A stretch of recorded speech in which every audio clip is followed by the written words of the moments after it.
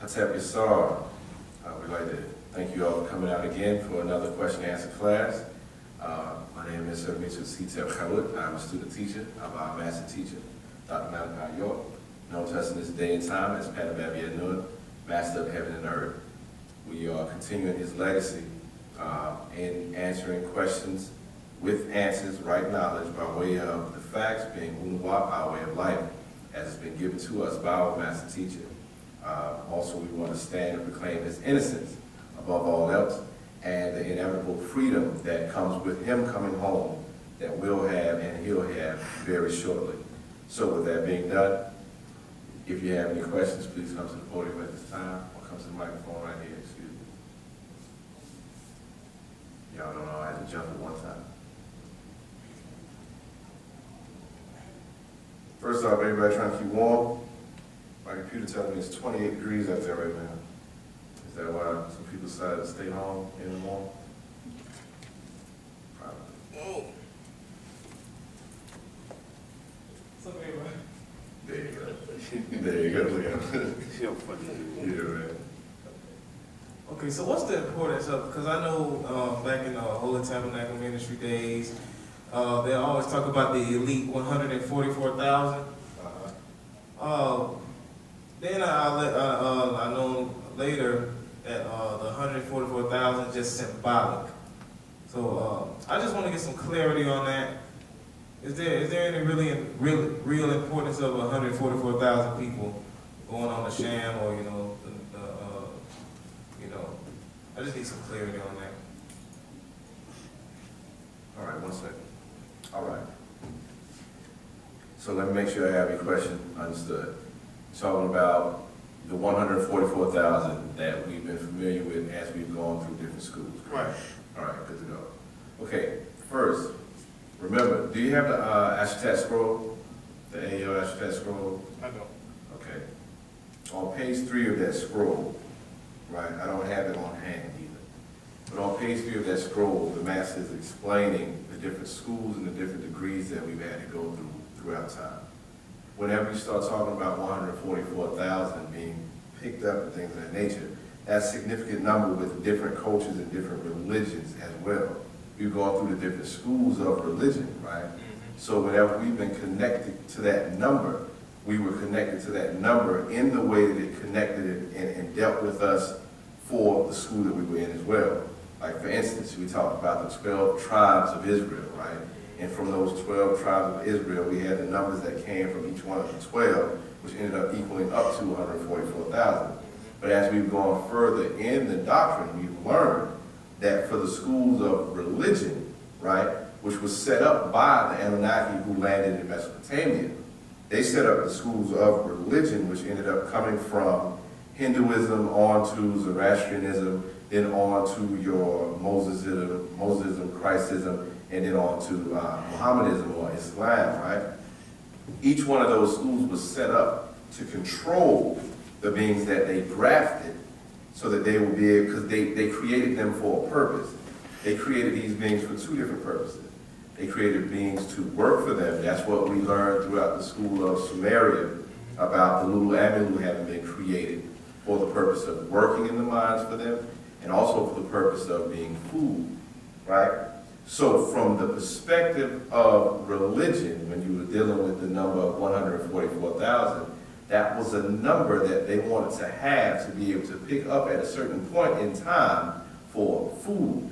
This is what our master teacher has explained for us when we start talking about Nanar Sin, or one of the sons of Enlil, who is basically the Messiah of those cherubs, as we find inside the Bible when it talks about the Messiah of those cherubs, or that bright and morning star, being that Nanar means the bright one, right?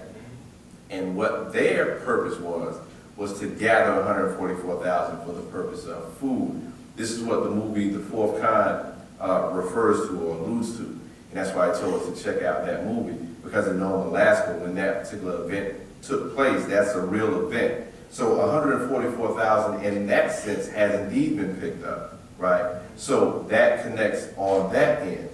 Now, as far as the symbology on the other side of it, like you said, when you start going into ancient Africa, we've got more details that are coming down, right? But he did explain, talking about the number itself, 144 equals 9.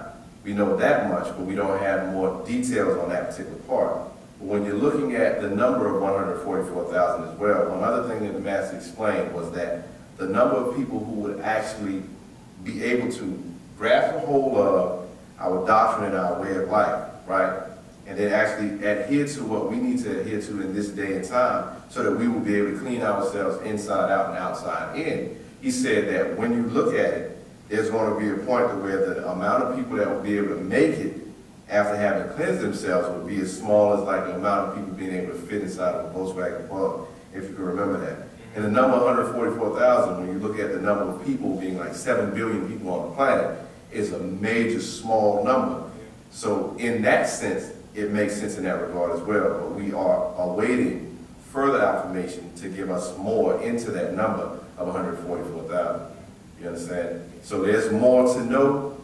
So we need more details on that. But we've gotten the religious aspect of it so far, which shows that according to the religion, that number was for food.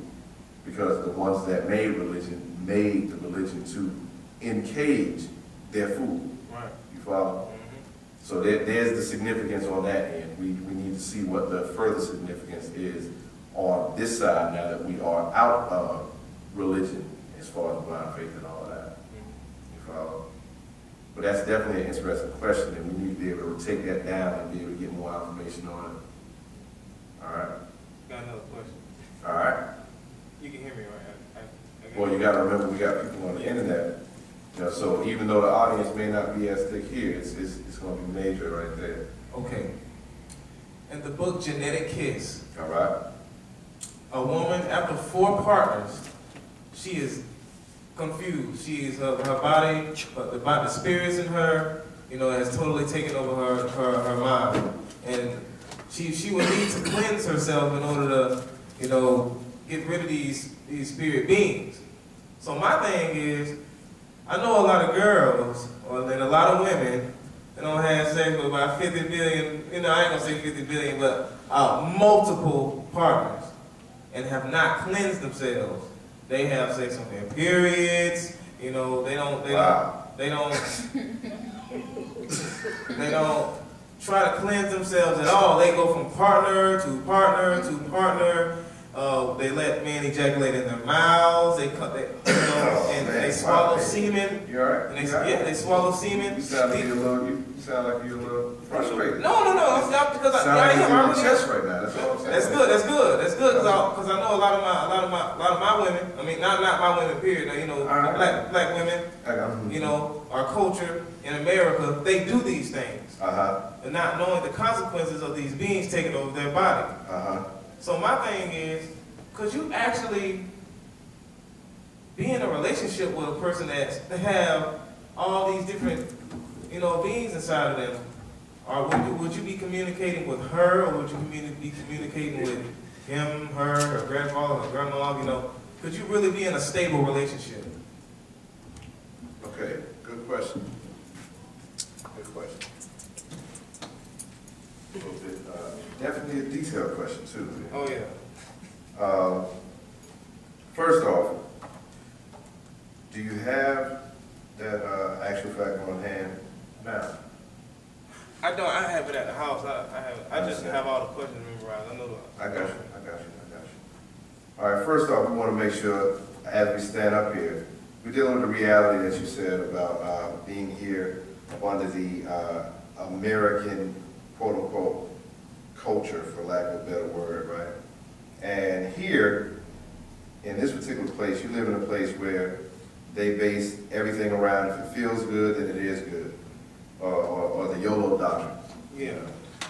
You only live once, you know, so this is, you know, whatever you want to do is whatever you want to do.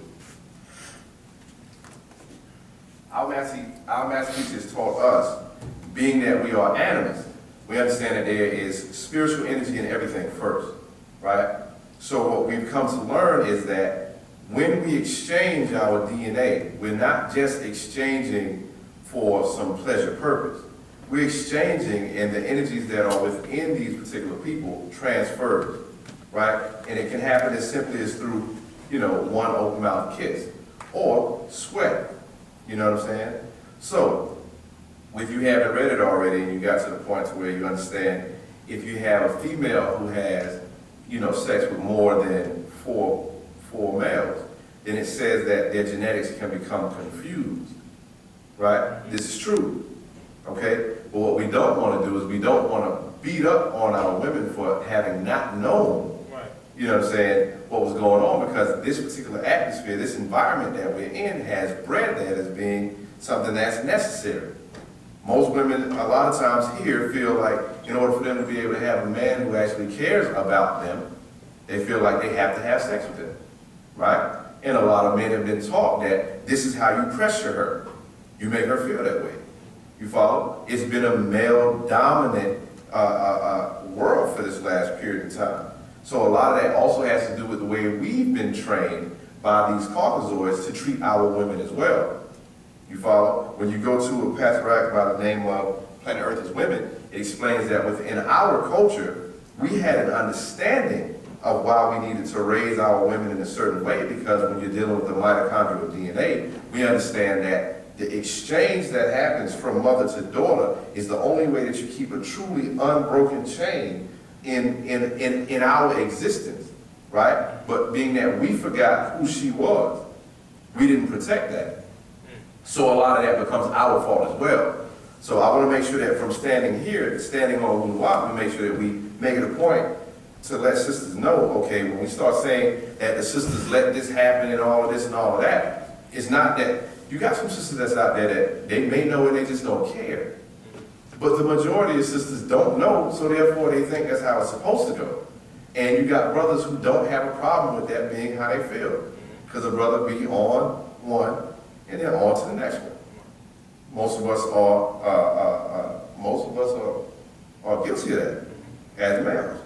Right? All right. So once she understands that this is what's happening, yes, you're at a point where you're dealing with the possibility of dealing with her having another voice or another personality that's speaking through her at that time. Right? So your question was, is it possible for you to have a relationship? Was that what you was mainly asking? Yeah. Is it possible for you to have a relationship with someone, a stable relationship with someone who's had sex with multiple partners? Right? Okay. Possible, those type of questions, is it possible and all of that? I try to steer clear from those to the most of my ability. Why? Because anything's possible. You understand? The possibilities are endless, right? But the facts of the matter is this. There is a way for her to be able to cleanse herself, right? But our master teacher has had to keep certain things, sacred from being, because every time he writes us information, he at the same time is passing that information to our enemies. So he has to be mindful in the way that that's done. We have orders that our sisters have for themselves, where they have information on things that they should do for themselves. Our way of life, Patarak, explains how a woman carries herself. We have Patarak called Sacred Feminine, right? Like we said, we have Planet Earth as Women. Because first things first is males and females need to first get back to understanding who we are. And then we'll move as a unit to figure out why we move the way we move. We won't just be having sex for saying it feels good, things of that nature. But she may need the time to be able to let that go, and she needs to get to a point where she can recognize those voices in her head. And don't think for a minute that as a brother that you ain't also got other female voices inside of your head. Especially as quick as we would do certain things, like if I was clubbing, right, from week to week, I'm still dealing with DNA from one female to the next female. If I was messing around with one on this Thursday, and then messing around with another one on this Thursday. And not only am I mixing that up within myself, but I'm also taking that DNA from that person onto the next person. So I'm contributing in that. So it becomes your responsibility to make sure you're not a contributing factor in that. You follow? And I say this for the purpose of, mainly, we got a sister here, one, but then we got a world of people on the internet, you know what I'm saying, who need to make sure that they recognize that this is an important thing here. Our master teacher explained the science of what we call inclination. when you're dealing with different things within a person's genetics, what happens is these people are inclined to move with the voices that they hear. This is one of the things that leads also to that confusion. When you got too much going on in your head, you don't know which voice is your own. That's why our master teacher has always been an advocate of meditation, things of that nature. You go to books like the Mind book, or you go to the Holy Tablets, chapter 7, the Living Soul, right? And your potential, things of that nature. When you start going into those practices, you go into ancient Egyptian order, right? You look for these practices for visualization and things of that nature. These are the things that help you be able to get to being able to hear your true inner voice, because also inside of that genetic kit that you were referring to, it explains how you know the difference between others' voices and then your own, where he gives the explanation where it's talking about possibly you were a vegetarian, say you were a vegetarian, right, for so many years, right? And then after you've been a vegetarian for so many years, you get to a point where you pass by a burger shop and then you smell that burger, right? He explained that when you look at it, the particulate matter that it took for you to actually be able to smell it means that you literally had a piece of that particular meat that came in through your nasal passages. It touched your olfactory nerves. Once it did that, it sent the message to your brain that, hey, that's meat.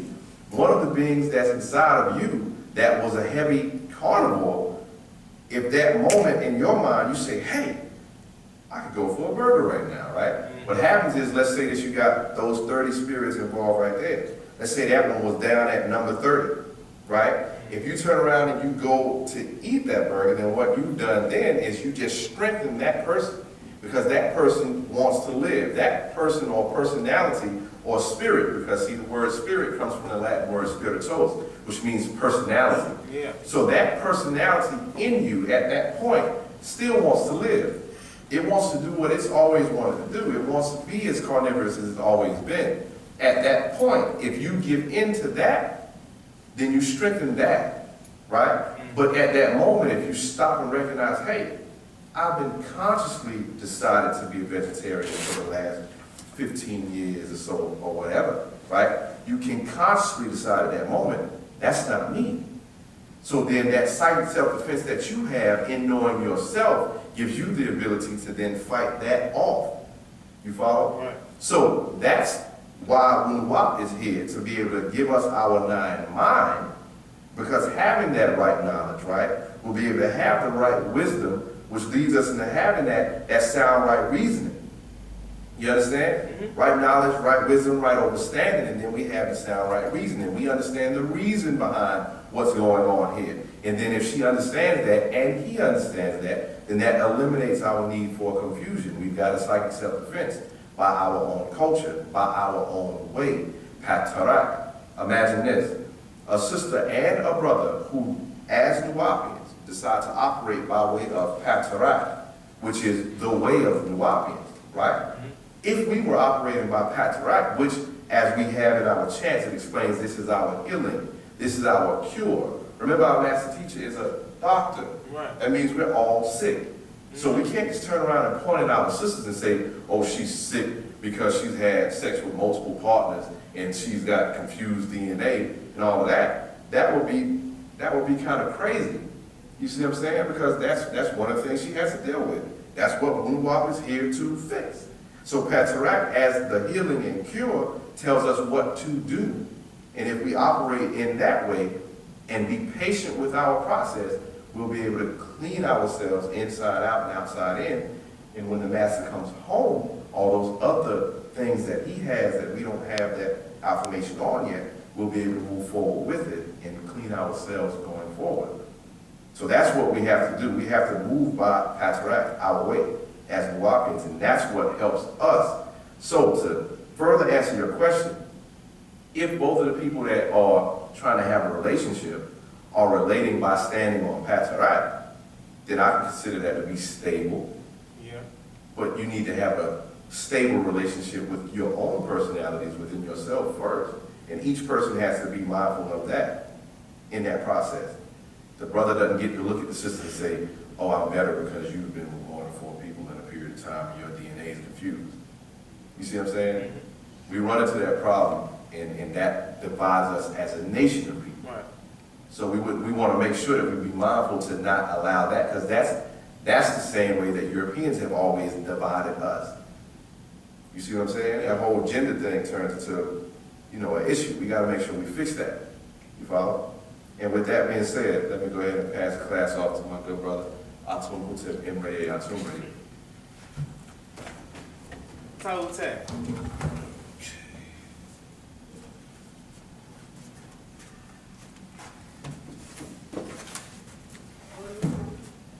Ted, any questions?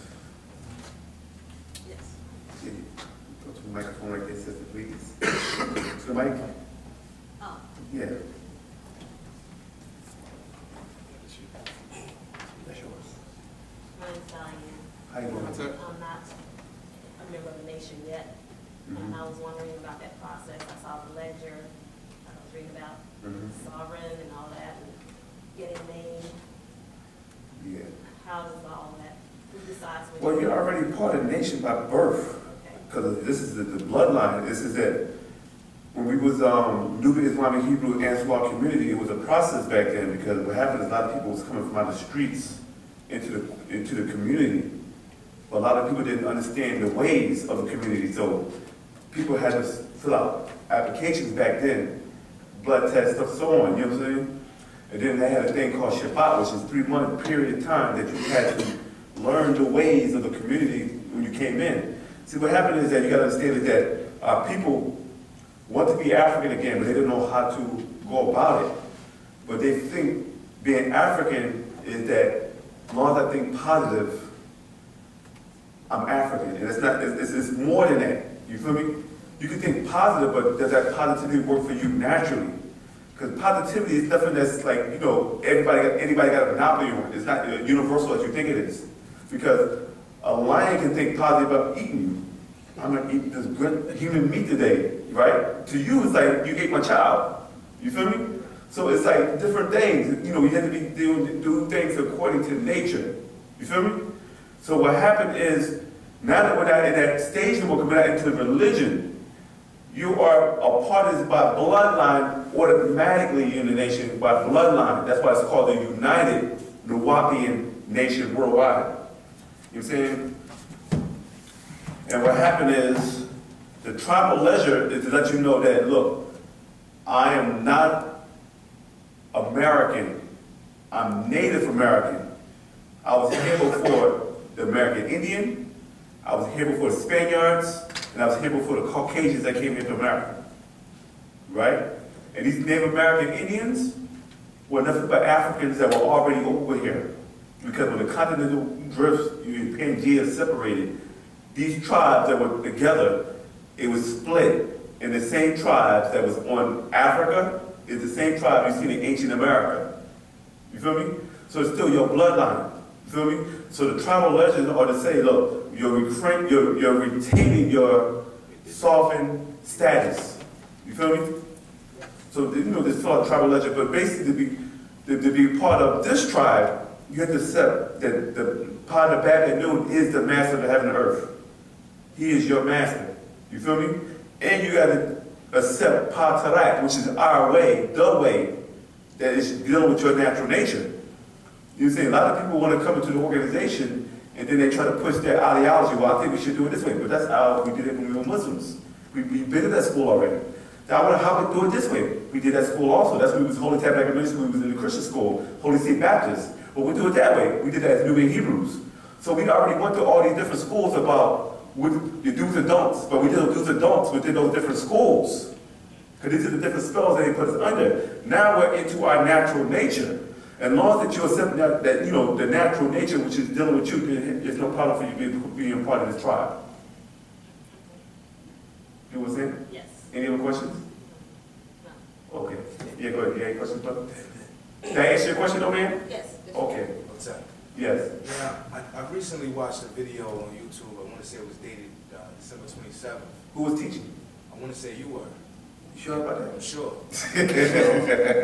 Yeah, go ahead. You were talking about the Anunnaki, and it further was explained how certain people were created and designed. I didn't get to watch too much of it because I was at work when I was listening to it, but it also went into how persons who are obese were designed that way.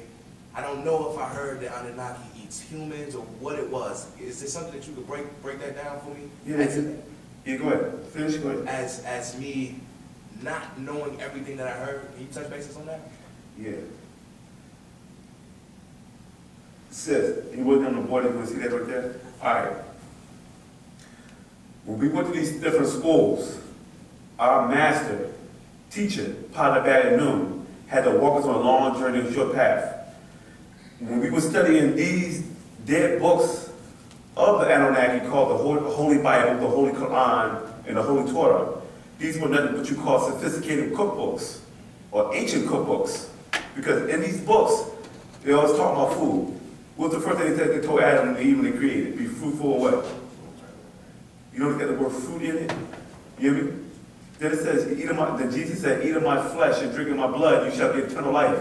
Then when you go in the book of Numbers and the book of Leviticus, you see a whole law laid out of flesh-eating beings that said, well, offer a sacrifice and throw this blood on this altar and give it to me, your Lord, as a sacrifice so I can smell the savor of this flesh. But according to the religious doctrine that the Christians teach you, God has no physical form.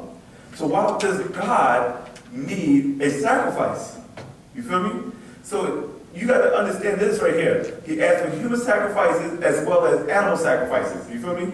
Even throughout this book, you find out different quotes about cannibalism, eating other people's babies. Even Solomon, they cut the baby in half. You know, that was the woman didn't say stop. He would just like the baby in half. So these Adamites are descendants of these blood gods. The reason why I don't even read the doctrine. For quite some time. But you definitely have a holy tablets.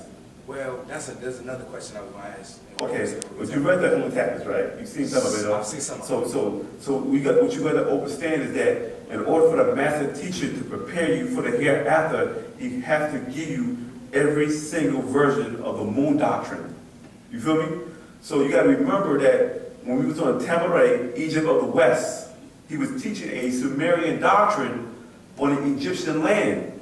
Now, if there was ziggurats and temples and like that resembles these ancient Babylonian structures, then that would be the final path. But it wasn't. It was the middle path, because we're not going to build about a doctrine and say this is the final path, and we build it on Egyptian foundation. You feel me? So the master teacher even was telling you back then that this was just a school, but people got caught up in the Anunnaki school. Because remember, the Anunnaki school was the final spell, in the first spell that the master teacher taught us that they will cast on us.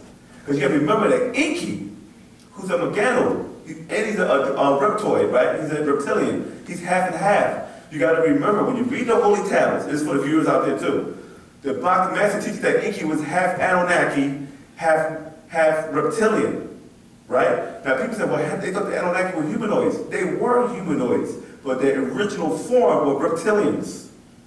They were the ones that they on the continent called Del Requina. Is that right? You know what I'm saying? And what happened is, these were the ones, like who was here last week? When I was reading out how the beings here that were aquatic is sweet of reptilians, the original escapees from Malta that took residence here millions of years ago before the crash and built great cities beneath the earth, beneath the water. The planet was void and it was darkness. So these beings that were on the planet Earth long time ago were Meldekians or Megano. You know what I'm saying? They were a species of reptilians that came from Maldek. Then you had another species that was more carnivorous and eat human flesh. They were called the troglodytes. These were the ones that you find in the Bermuda Triangle. These are a form of reptilian type grains. You feel me? So what happened is, when Enki was up two different bloodlines of reptilians. You feel me?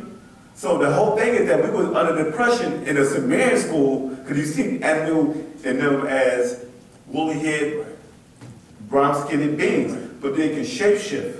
Because they originally were Caucasoids, but they were reptilians also. And when they shapeshift, because they were beings, as the master teacher said in one of the updates, that they can shapeshift from as a white, as a pale being or a being or melanin. You feel me? So they can shapeshift back and forth. You know what I'm saying? And they learned this from the Pleiadians, who actually got it from the Beskians, who was also shapeshifters also. So the whole thing is that when we was in that school, these beings came to Earth and crashed in Bali, while the other beings that was native Riskians crashed off into what you call Africa and created a civilization there.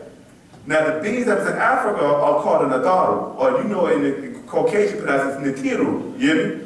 These were the guardians of our ancestors that came from Risk, that were native to the planet Risk. Now the other Riskians who were refugees that came from Dracos came to Risk and took over a continent called Danrakina, and some of them lived in the waters.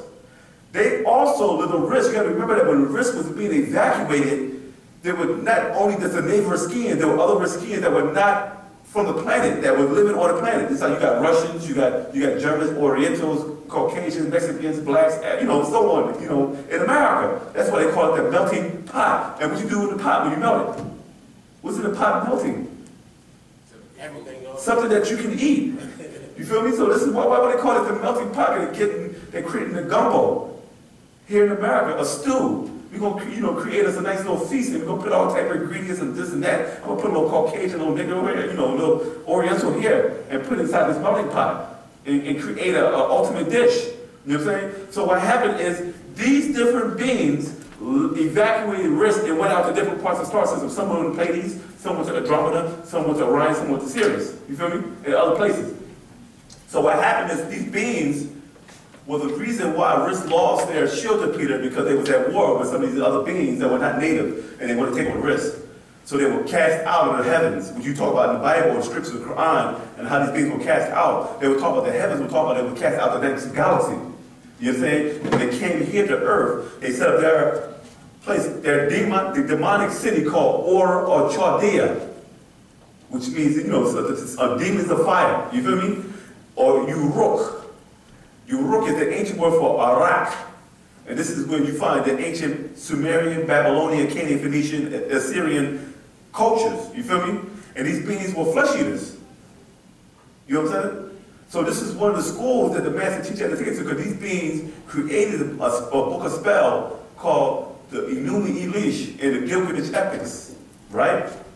And this is where your Torah, your Bible, your Quran came from. It came from these beings. But one of the beings that was amongst them, who was half and half, because they would never accept him as a pure blood, he decided to take sides with the Nadaru and follow their ways. And he took his two sons with him. Murdoch and what's the other one? Kansu? Nabu. You know what I'm saying? Where you get the word Nubian or Nub from. You feel me? And they came into ancient Africa and followed the ways of the Nadaru.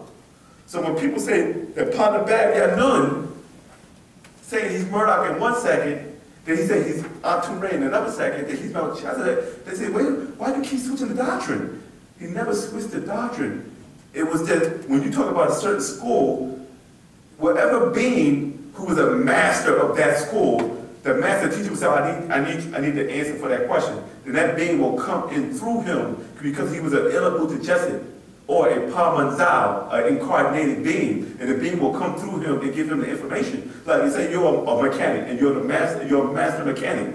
I don't know how to fix this car. So I said, look, I need you to tell me how to do that. Then you'll have to come and to show me, or tell me how to do it. This is how the master teacher was able to get the information. Now people won't accept that, because they say, people say, you spooked out, but you can't dispute his teachings, right? So people say, well, where did he learn that from? Then now he got to give you paperwork. Well, I went to school at Khartoum, I went to Cairo, I went to here, I went to there, you feel me? I studied under Farnsworth, what's his name? Something Woodworth, it was a master Hebrew rabbi, you feel me? Or I had to go over here under Charles Tinsley, which is a Shriner, a grand potentate. And over here as a master Shriner, a master Mason, and he had to go to a different school because you wouldn't accept the divine in him, so then he'll have to get paperwork and say, well, this, that. Then you have people who are trying to travel and go to these different schools and try to master, but you can't do that because you don't know how to master different schools in time and again because you wasn't taught by a master. You just want to go and do your own research, but everybody who tried it, they don't have no books out. None of these so-called black scholars or white scholars who study all this information, it takes them a lifetime just to master one field. Our master teacher mastered all those fields. And this is why he put out numerous of books, over 700 books. where he breaks down every different type of subject. And of course it seems like it's contradictory because you're talking about one type of information. If I talk about Hebraism, it has nothing to do with Islam. If I talk about Islam, it got nothing to do with Babylonian. If I talk about Babylonian, it got nothing to do with Egypt. But every time he had to go to that school, he had to deal with a different being, and then he had to break down certain things. You feel what I'm saying? So what happened is when he was breaking down the Anunnaki doctrine, the being that came through him that knew about the doctrine better than anybody was Marduk or Murdoch. And that's why you see pictures of the master teacher over the years, and he said, I am Murdoch because the being came through him. Or I am Amanubik Rakata Zeti because the being came through him. Or I'm Pada Babdanun because the being comes through him. And he uses this flesh or this flesh being, you know what I'm saying, as a tool to get the information out to save these people on the planet Earth. Because you're dealing with a galactical federation. You feel me? And with these different beings are under this galactical federation, so they're giving this master of the heaven and earth their information because they're coming from this galaxy here to give him what they need to, the tools he needs to raise you up to another level. And the reason why we had to format the books the way you read them from over the years because you can't comprehend outside of the English language. So if you talk about subatomic particles, he has to use reference from the Caucasians' books because that's all you know. Because if you break down if I say Makuzet, you say, what is Makuzet? I can't explain Makuzet to you in their science. The thing, I think I can say exotic matter. And you like, exotic matter? What is exotic matter? And the word exotic means something strange. A strange type of matter. So it's not antimatter or red matter or whatever. You hear me? But it's a different type of matter. But you will never understand that until you learn your natural language.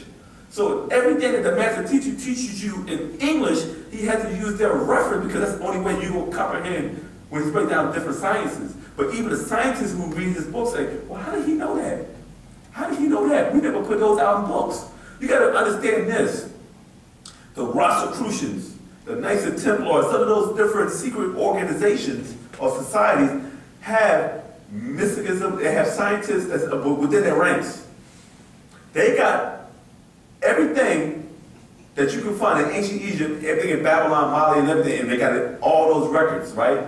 In their libraries, in their archives, right? And they're trying to figure out certain things. How was man created? How this and that? When they start getting more into the translate, now they got a thing called a Rosetta Stone, which is actually show you how to translate different languages, right? You hear me? It's a program. Now that they're able to do this stuff right here, they're finding ancient technology and they're bringing it up to speed. Now you're starting to see advancements in technology, not only due to findings, but also for the deal they cut with the extraterrestrials that came here on planet Earth. You feel what I'm saying? So when he was talking about the Anunnaki doctrine, he had to take you to where the spell was originated from, by the Anunnaki.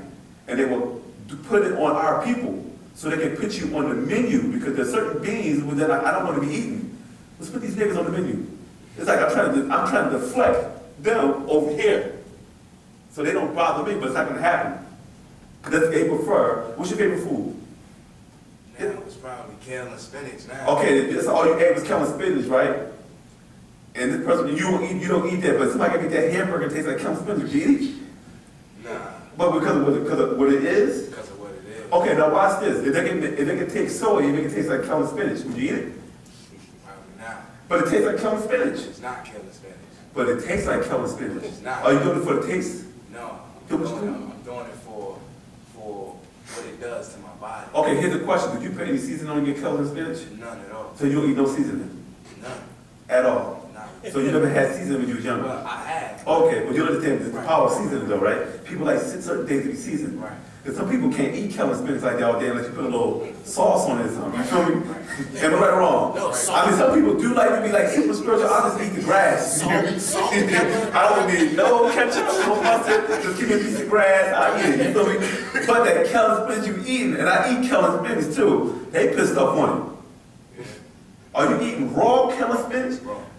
Even those guys are putting, listen, break them down to you, right? Because I went to the different spots, the vending spots, right? They said this is raw kale and spinach, right? It ain't raw until you go to Kroger's or the farmer's market, buy it, wash it off, and eat it straight up, right? But when they prepare it inside the stores, back then when they take other ingredients from other plants, squeeze the oils and juices out of it, and pour it over the kale, and they give it as an accent the taste to it. Everybody wrong. Yes. Huh? So are you buying the killing spit from the store, eating it raw, or are you buying it from the store that's already prepared? Well, it comes in a bag that's sealed. Yeah. But after they put a little doohickey on it, right? You know. I know it might not be salt and pepper, but it might be other herbs and spices from other plants they put on top of it. You know, the extract is taste. But everything is like that. That's with any type of herb. But when you deal with the American, European mentality, they'll take herbs, put chemicals in it, and say this is, you know, I understand about now. You try to get as natural as possible. Yeah. But what happens is certain beans have a certain taste. You know, and they're like, I don't like the way that tastes. Cause like you won't eat the meat because you're like, I'm not going for the taste, but some beans with the taste.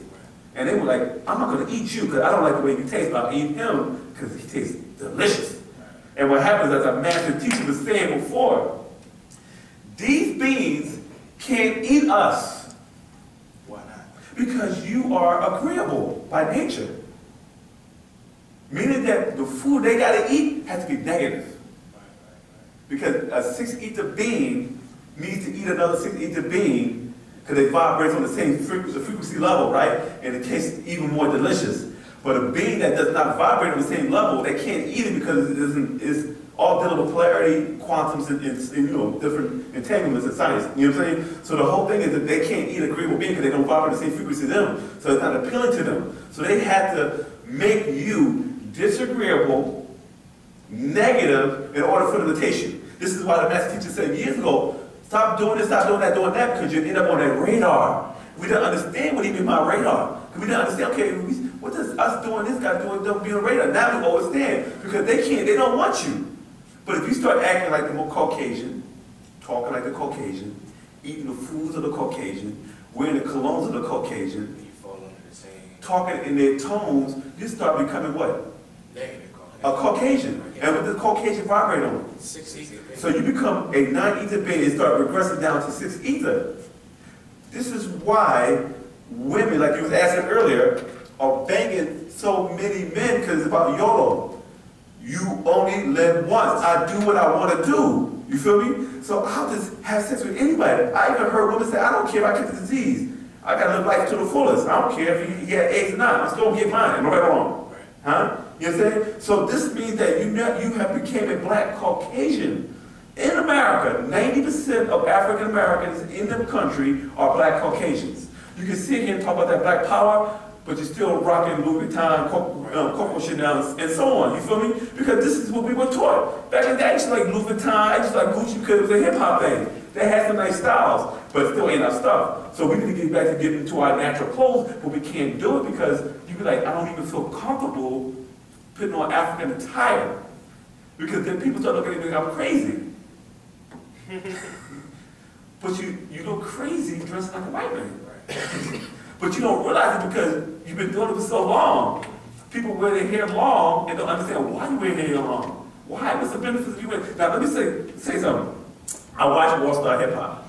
I don't. I'm gonna tell you why I watch it. I had to see the mentality, how bad it gets, right? And it's real sad. But I have seen something that if you're gonna fight somebody, right, don't have hair. Because I be watching the women flinging other women around like rag dolls till they get a grab of their hair. It's like the girl can fight. And she beat other girl, but once the other girl gets a grab of her hair, it's a wrap. Wow. I see dudes getting fights, right? They be like a quick one too, but women are more vicious when it comes to fighting. Maybe like trying to pose, women just go straight. They don't even do it. They don't even pose it. They just go in. And what happens, women actually have the same strip as the men. They probably beat up a lot of men, but when they go in like that, right? And they be taking some blows. But I see some men with long hair, bigger than the dude, stronger than the dude, and get decimated because the guy grabs his hair. So I don't understand what is the purpose of long hair for. What's the benefit? You feel what I'm saying? But this is something that we learned in this culture that you call pop culture of Europeans.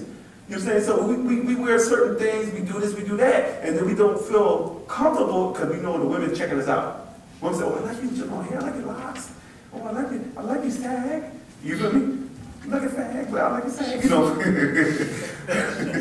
But, I mean, you get so used to it, you feel like, I can't wear this African outfit. They're going to talk, I'm Chris Hakeem. You hear me? So it's like, let me read something. What are Africans?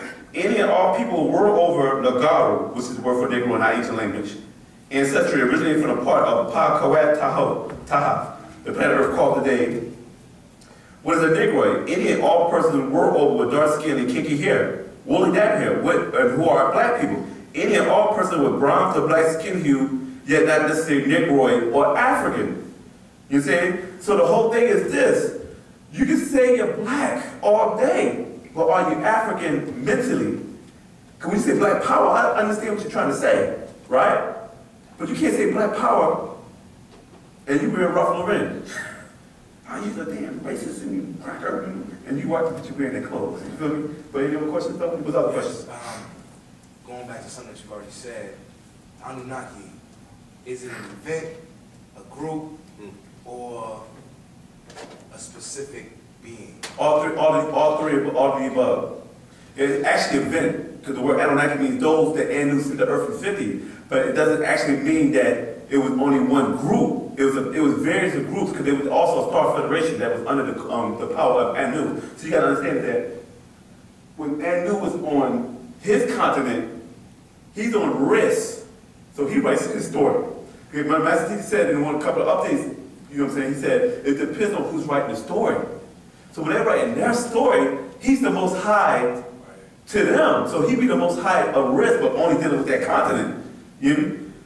Because that's what he's telling his subjects. And then you got the beings over here on the other continent saying, well, we the most high over here, according to his subjects. And the native Risky saying, Ray A is the most high. I thought Ray A is the most high over here because they're telling their story. You feel me? But you're dealing with different species. You feel me? And the species have different species of beings under their power or their sovereignty. You feel me? So when they left Risk, right? It was an event that happened. He sent them to Earth. There were Greys, there were Pleiadians, there were Andromedans. It was under the Starfleet. You feel me? That was sent here to Earth. You feel me? That would be Anunnaki. It wasn't just all black people. It was Caucasians and Greys and other, extraterrestrials. You know what I'm saying? And there was different groups of extraterrestrials. You had different about at least 4, 5, 7 different species of reptilians that actually landed down here on Earth. And don't get the reptilians mixed up and think they all the same reptilian. So when we look at pictures of the Nomos, they look totally different than the Draconians inside of the Holy Tablets. And then you got the Hadan, which is totally different than those two other groups. So they have different species of reptilians also. It's like you have different species of cats. This is why Africans do not get along, because you got 9 different species of Africans in the continent of Africa. You think all Africans don't get along? No. You tell, if I put a cheetah over here with a lion, how long before they start fighting each other? A little while. But they still live in the jungle. But they have territory. And this is why cats piss or wherever they go, because I'm marking my territory. So when a certain cat comes in, oh, this is where cheetahs at. I don't want to come over here. Oh, hyenas are over here. I don't want to come over here because they smell the sin. Animals respect nature and they respect their surroundings. But once you break that surrounding, then you will be attacked by a den or a pride of lions. You saying? So what happened, the same thing was in Africa.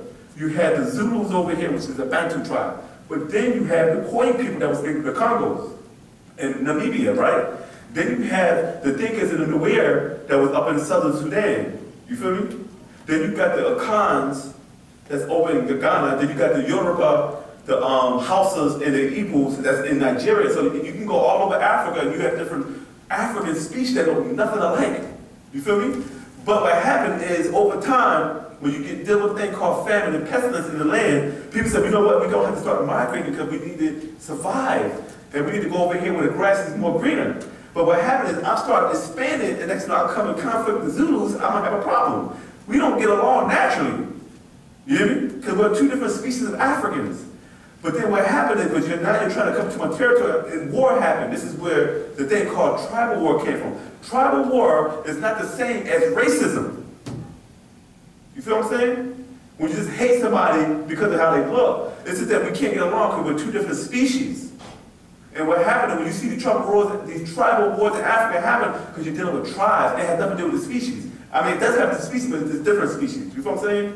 So this is why here in America, no matter how much you try to keep the peace, I just don't like you, nigga. I grew up with you and everything. I just don't, there's something about you I don't like, and people don't understand why does he act that way. Look at his features, look at yours. You look totally different.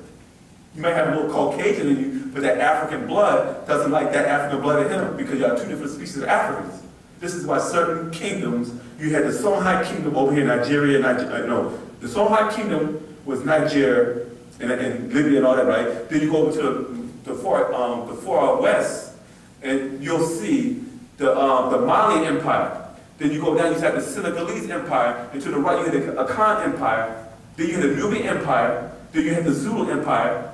You feel what I'm saying? Or the Bantus. That means that these guys knew that they respected their boundaries. This is my kingdom, my kingdom, my kingdom, my kingdom. But what happened when colonialism came in, they started shutting these kingdoms down and start dividing them up. Now you see they had tribal wars in Nigeria because you got two different tribes. A tribe called a Hausa ain't supposed to be in Nigeria because that's a different species of African. But they migrated out of Nubia and went into Africa, into Nigeria, and then they got to war with the Igbos and the Yorubas. You feel what I'm saying? And this is why you see the wars between the North and South Nigeria. Same way you see in Sudan. You got the Asiatic black man, which is the Afro-Asian that's in North Africa, and then you got the African Neolithic man, which you know is Dogons, Nuers, and not the Dogons, the Dinka, Nuers, and the Umruma, right? You hear me? And they have a problem with the guys from the north, because these guys are half African, half Arabs. You feel me? And then you wonder why these civil wars are happening, because you're the species. You don't belong here. So Nigeria, for Nigeria to get that country back to this greatness, they either had to ban Islam or remove that tribe out of the country. Because if they keep letting it first, these beings, the Nigerians of the north, will start wiping out the whole Nigeria. You have a question? What would have to happen for the different tribes of the same blood to exist amongst each other? The same way the animal kingdom works. You have to mark your territory.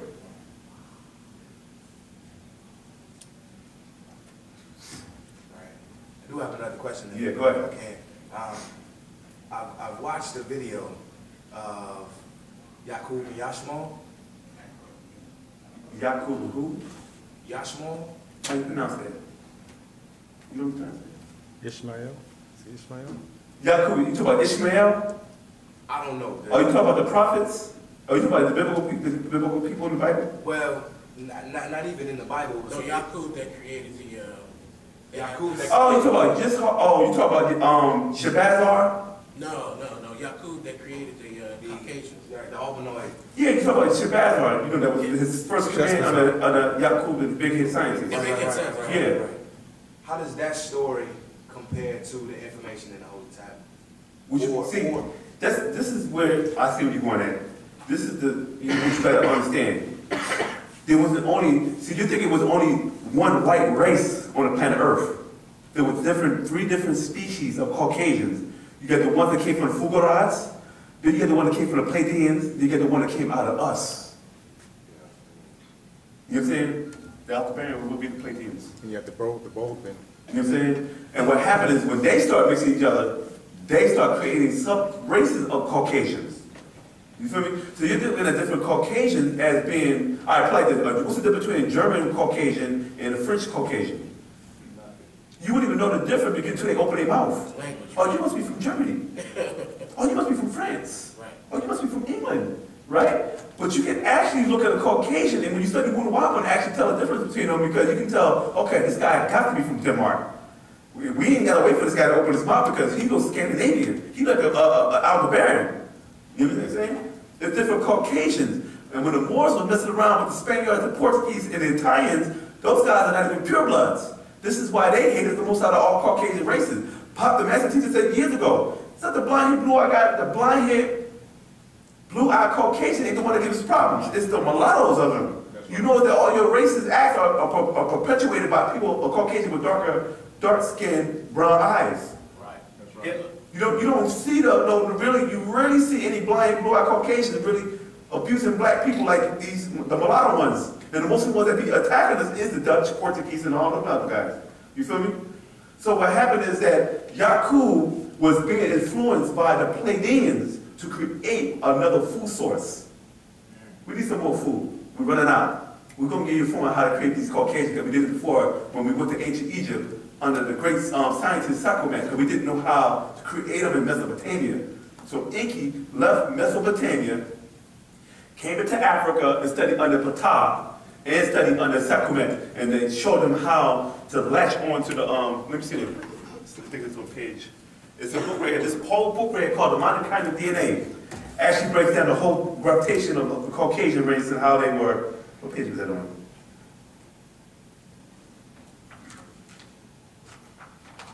It's on here, page 79, verse 170.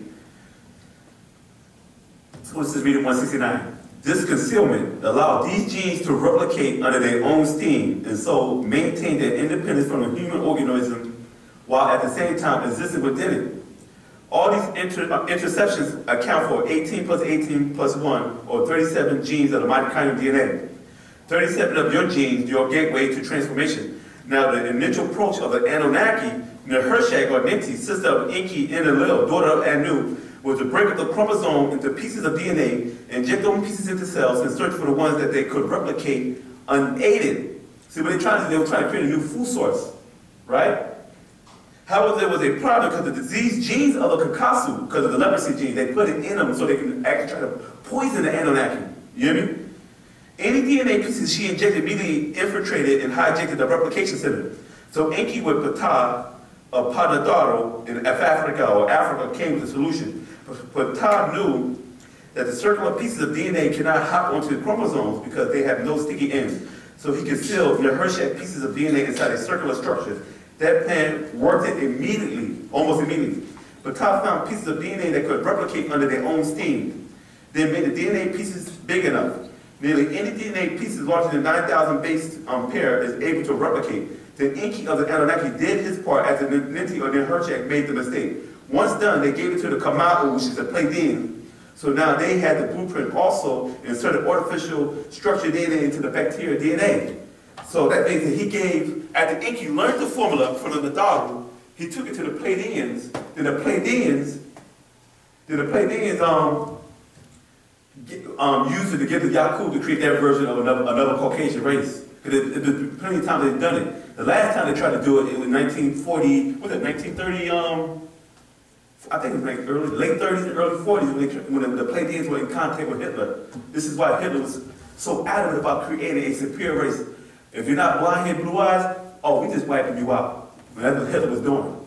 Because he was trying to breed a superior race that emulated the gods that he came in contact with. Right, that's just about the exact same thing that the study said Yakub did. Yeah. They was tapping to his brains because he was vibrating on the same frequency as the Pleiadians.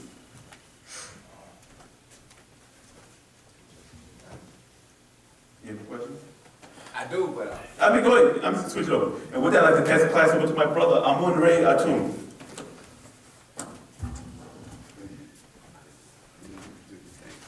How you doing? my next question would be in reference to risk. Yes. Is that the beginning? Is risk the beginning? The beginning of what? It's a beginning. Just like you have many beginnings. And the beginning in which they speak upon, when I say they, I'm talking about your scientists, even religion in their aspects of concepts. They basically talk about the Big Bang, or they talk about an atom, or they talk about an Adam. So here on this plane of existence, you have many different atoms that they talk about within your Bible. And you'll see it, it might be pronounced Edom, Noah, he was an Adam, you know, and dealing with his real name, Sennacherib, or Sennacherib, that pharaoh, that was Noah, your Noah of your Bible. So that was a beginning. And you have many different beginnings, you know, so you have your Caucasians, you know, they have their beginning. So risk is a beginning in the sense of how far he is going back to take us. When he speaks about 76 trillion years of knowledge, he's taking us back to that point in which, you know what I'm saying, their beginning started with us, coming from there, here, and so forth. And as he has told us, we have to go back in the way we came.